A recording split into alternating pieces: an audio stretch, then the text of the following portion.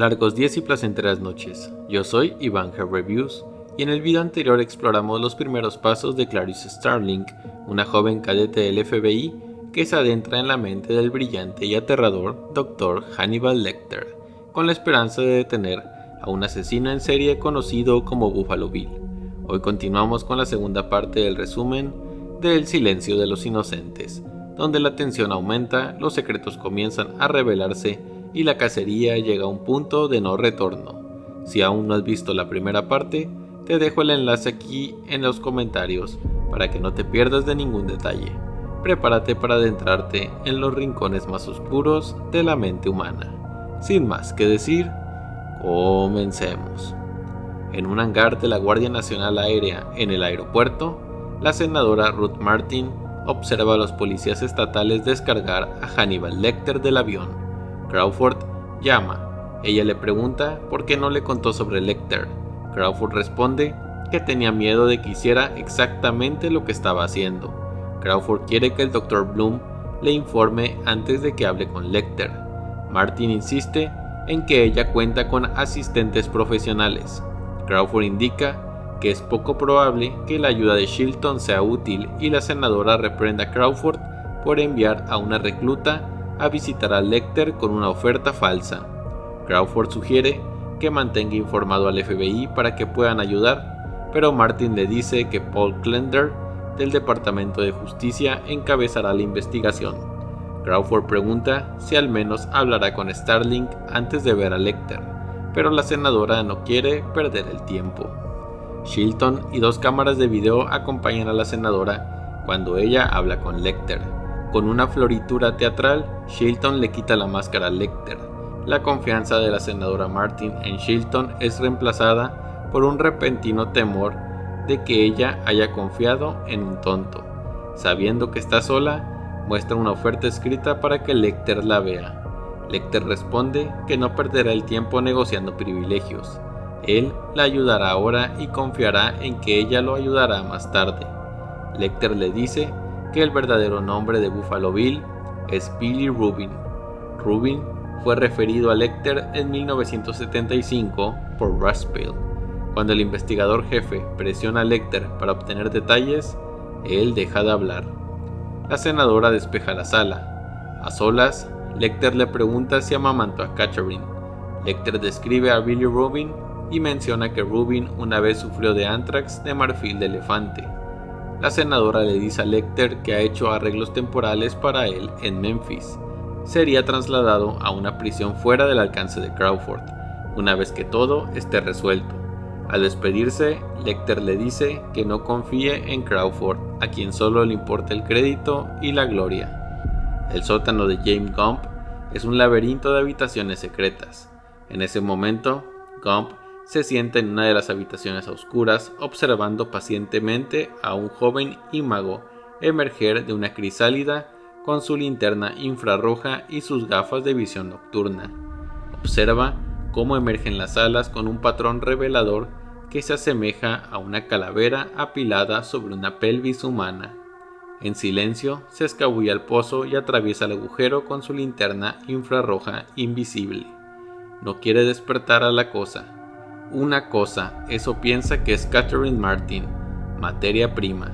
Ha aprendido a esperar varios días antes de quitar la piel, lo que la hace más suelta y fácil de manejar.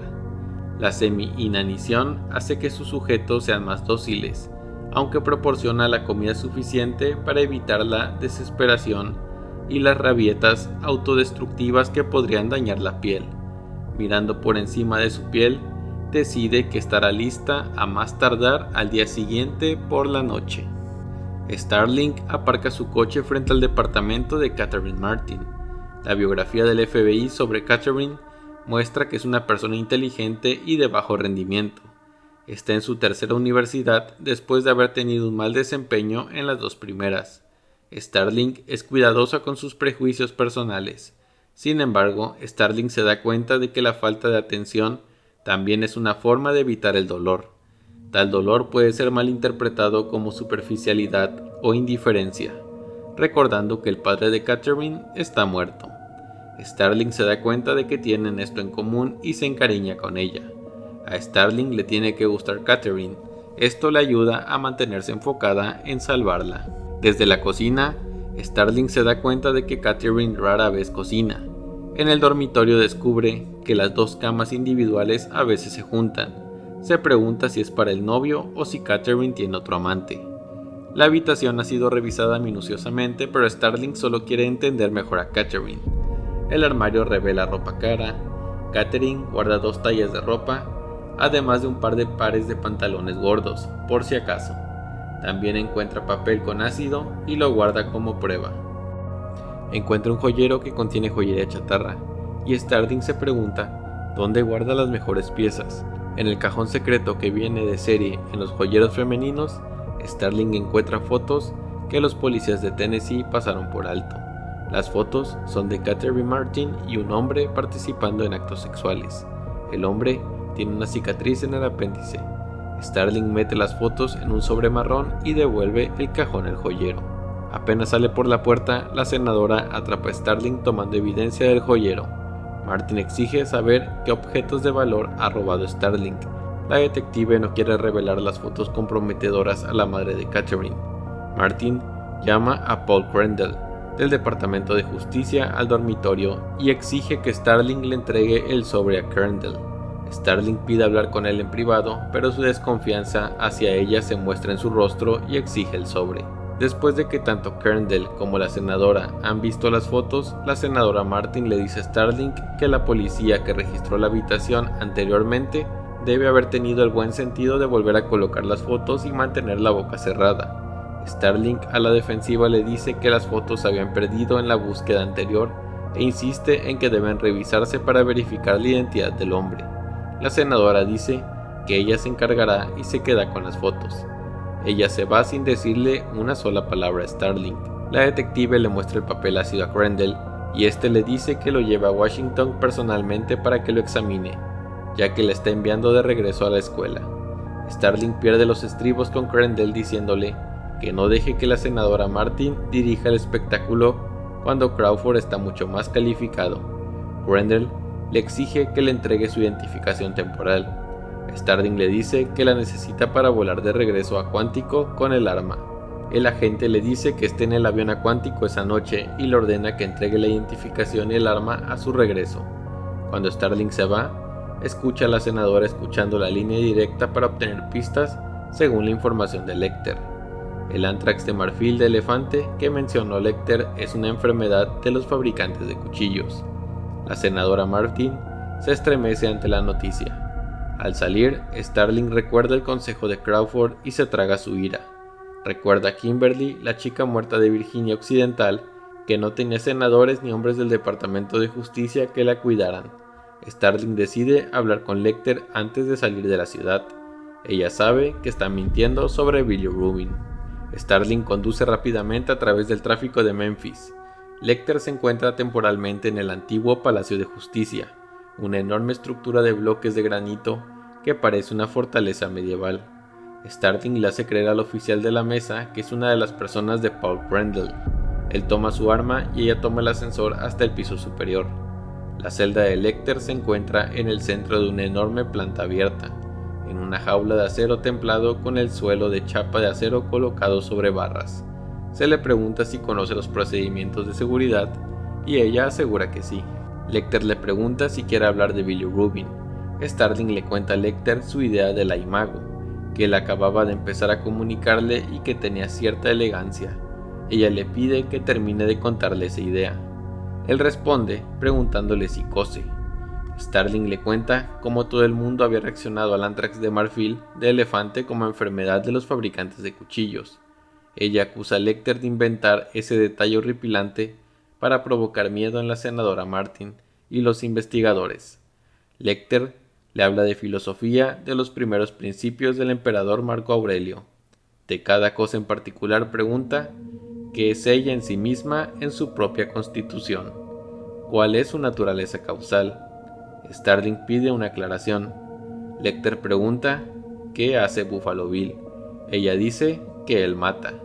Lecter le pregunta por qué mata. ¿A qué principio o necesidad sirven los asesinatos? Starling sugiere resentimiento o frustración, pero Lecter la corrige. Buffalo Bill, codicia. Eso es lo que hace y es lo que es. Ahora Lecter llama a Clarice en su trato de quid pro quo. Quiere saber qué le pasó al caballo que ella trató de salvar. Ella intenta apresurarlo, pero él insiste en que es la única manera de conseguir lo que quiere. Entonces ella responde. Tenía 12 años cuando se escapó con el caballo al que había llamado Hannah. Habían cabalgado hasta un rancho cercano. Los dueños del rancho habían llamado al sheriff y Starling había terminado en un orfanato.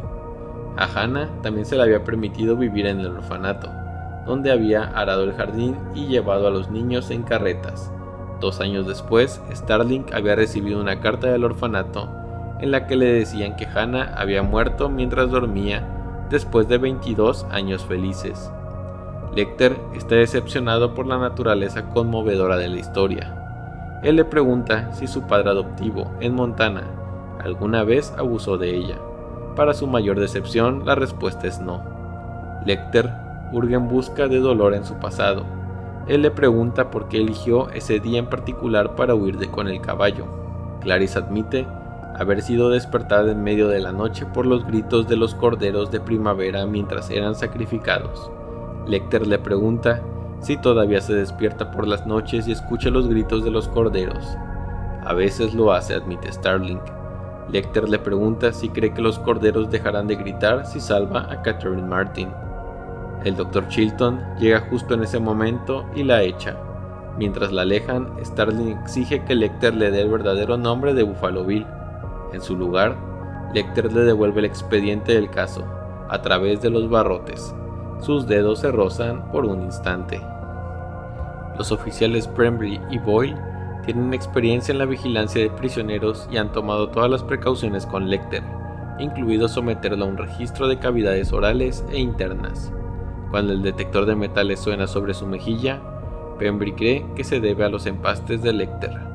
Boyle cree que Lecter es más o menos un imbécil arruinado, que no será un gran problema. La celda carece de una bandeja de comida rodante, así, a la hora de comer, Pembrey y Boyle deben asegurarle una camiseta de fuerza y grilletes para las piernas, mientras le llevan su bandeja. Pembrey y Boyle no piensan mucho en Chilton y en su ausencia una noche. Deciden usar su propio método para asegurar a Lecter. Esposan los brazos de Lecter detrás de él a través de los barrotes de la jaula y luego entregan la comida. Lecter come despacio mientras escucha música. En un estado de ánimo meditativo, Lecter se pasa la lengua por las encías hasta que siente el tubo de metal metido en una de las grietas. Solo 2 veces durante el encarcelamiento de Lecter ha habido grietas en la seguridad, ambas veces en los días libres de Barney. Una vez había atacado salvajemente a una enfermera y la segunda vez había escondido el tubo de tinta de la pluma que había dejado un investigador psiquiátrico. 6 meses después, Lecter había adquirido un clip en su correo clasificado descuidadamente. Ahora, detrás de la pantalla de privacidad de su baño, Lecter arma una llave de esposas y lo esconde en su mano mientras Pembrey viene a por su bandeja. Pembrey repite el procedimiento anterior, esposando a Lecter a los barrotes de su celda. Pembrey se para en la puerta de la celda mientras que Boyle entra para recuperar la bandeja. Lecter desbloquea sus esposas y las coloca en las muñecas de Boyle. El otro extremo rodea la pata de la mesa de metal atornillada al piso. Lecter se abalanza sobre Pembrey aplastándolo detrás de la puerta de la celda. Lecter le da un codazo a Pembrey en la garganta, luego va a su cara con los dientes mientras saca la porra antidisturbios del cinturón de Pembrey.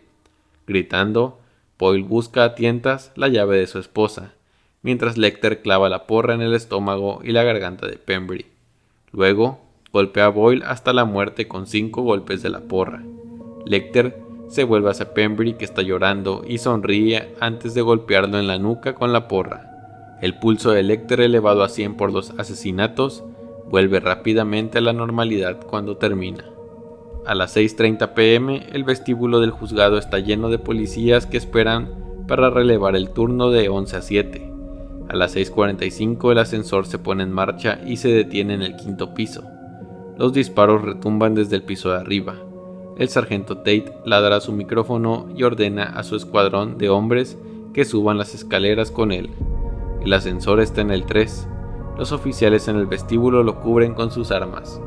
Tate tiene experiencia en SWAT de Tennessee y guía a sus hombres profesionalmente por las escaleras, despejando cada piso a medida que avanza. Coloca a un hombre en el 3er piso, donde el ascensor vacío se ha detenido.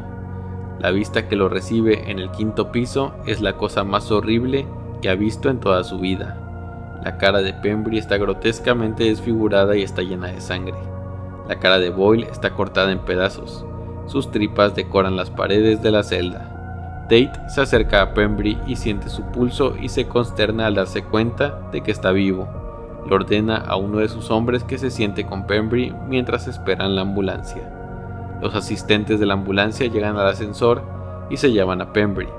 Tate y otro oficial bajan en el ascensor después de despejar los niveles de arriba. En el descenso, una gota de sangre golpea su hombro. Le hace un gesto al otro oficial para que guarde silencio y esperan a que el ascensor llegue al vestíbulo.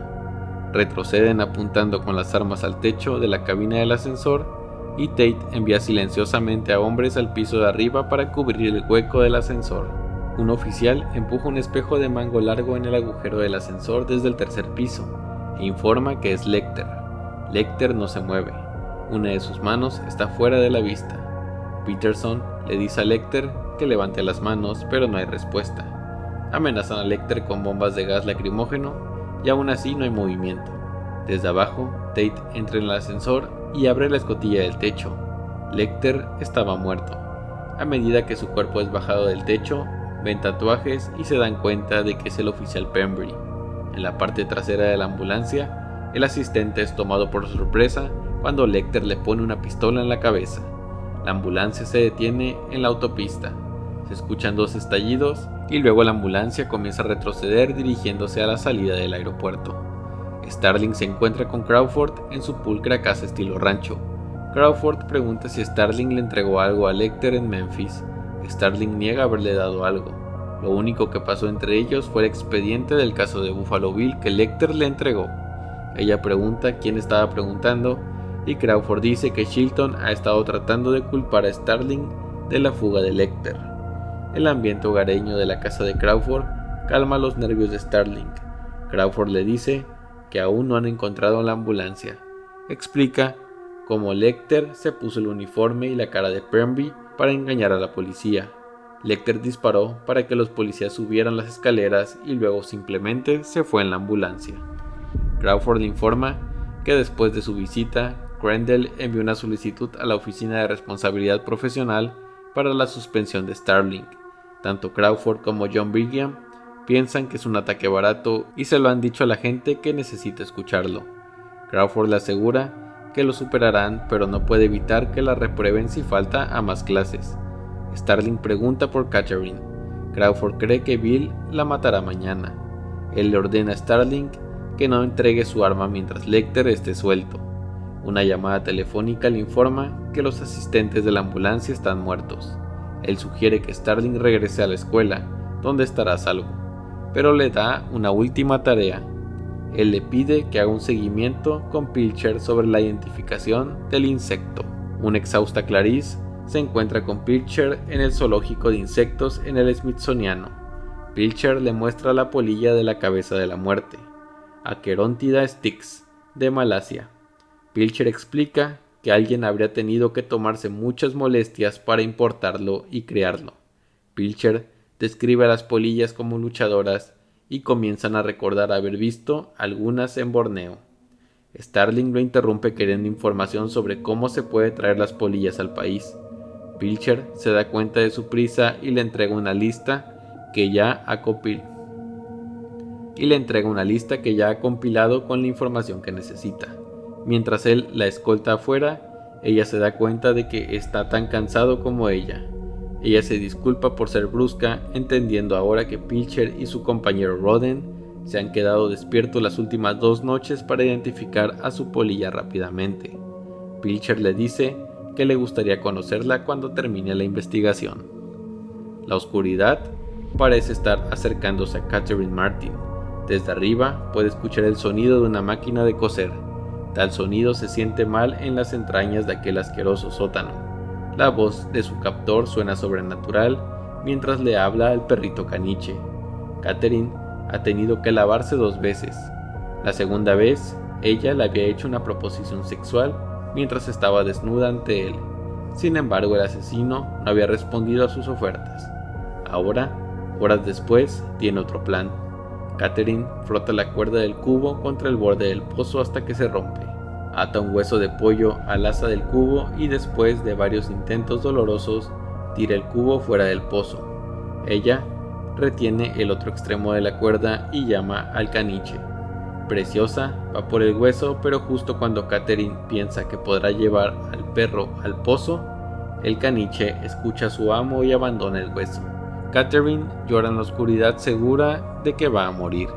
Y con esto llegamos al final de la segunda parte de este resumen de El silencio de los inocentes de Thomas Harris. Pero la historia aún no termina. Si te gustó el video, deja tu like, suscríbete al canal y activa la campanita, porque en la tercera parte veremos el desenlace de esta inquietante persecución, el destino de Clarice y el inquietante legado del Dr. Hannibal Lecter. Yo soy Iván G Reviews y recuerden, hay otros mundos aparte de este.